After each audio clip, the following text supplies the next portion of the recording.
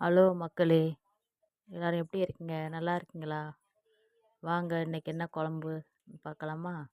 நான் மீன் குழம்பு வைக்க போகிறேன். அதுக்கு தேவையான ஒரு பாத்திரத்தை எடுத்து வச்சுக்கிட்டேன். ஆயில் சேர்த்துட்டு கடுகு, வெந்தயம், சோம்பு அது பொரிய விட்டுட்டு, அதுக்கப்புறம் 3 பச்சை மிளகா, 6 பல் பூண்டு எல்லாம் வதக்கிட்டு 2 வெங்காயம், 2 தக்காளி அதையும் நறுக்கி வச்சுருக்கேன். அதையும் சேர்த்து வதக்குவோம்.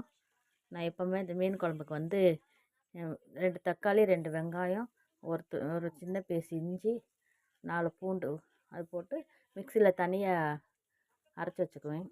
மீன் குழம்புக்கு சூப்பராக இருக்கும்.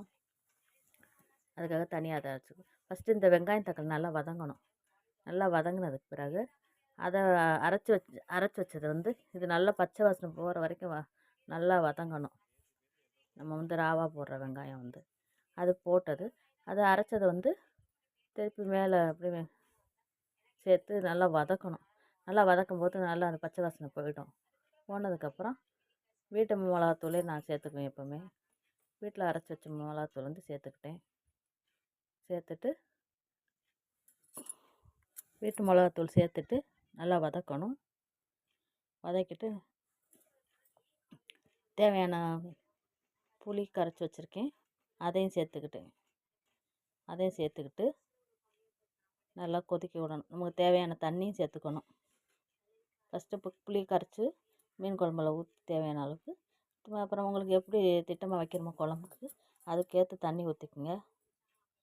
ஊற்றிட்டு வீட்டுக்கு எவ்வளோ தேவையோ அந்த அளவுக்கு நம்ம தண்ணியும் சேர்த்துக்கலாம். சேர்த்து நல்லா தேவையான உப்பு போட்டுக்கலாம். போட்டுக்கிட்டு குழம்பு நல்லா கொதிக்கட்டும்ன்ட்டு ஒரு தட்டு போட்டு மூடுங்க. நல்லா கொதிக்கட்டும்.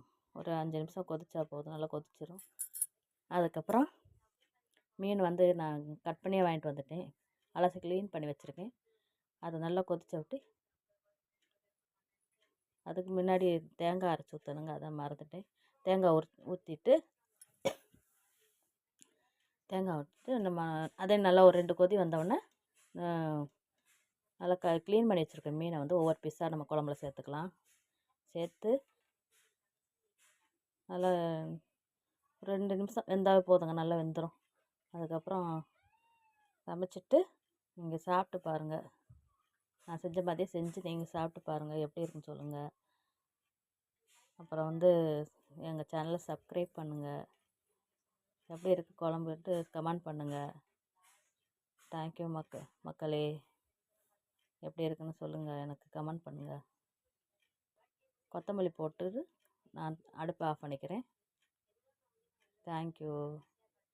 நீங்களும் இதே மாதிரி செஞ்சு வீட்டில் சாப்பிட்டு பாருங்கள்.